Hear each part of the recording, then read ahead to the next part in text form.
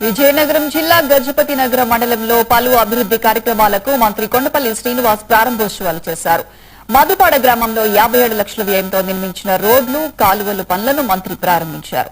ఆ తర్వాత గ్రామంలో ఇంటింటికి తెలుగుదేశం కార్యక్రమంలో కరపత్రాలతో ప్రభుత్వం చేస్తున్న సంక్షేమ పథకాల గురించి గ్రామస్తులకు తెలియజేశారు. గ్రామీణ ప్రాంతాల అభివృద్దికి కూటమి ప్రభుత్వం ప్రత్యేక ప్రాధాన్యత ఇస్తోందని కొండపల్లి శ్రీనివాస్ అన్నారు. తమ గ్రామంలో అభివృద్ది పనులు చేపడుతున్న ప్రభుత్వానికి గ్రామస్తులు కృతజ్ఞతలు తెలిపారు.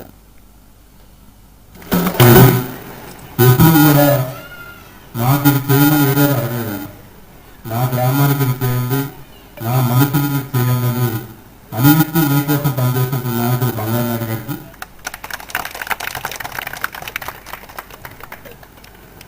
నేను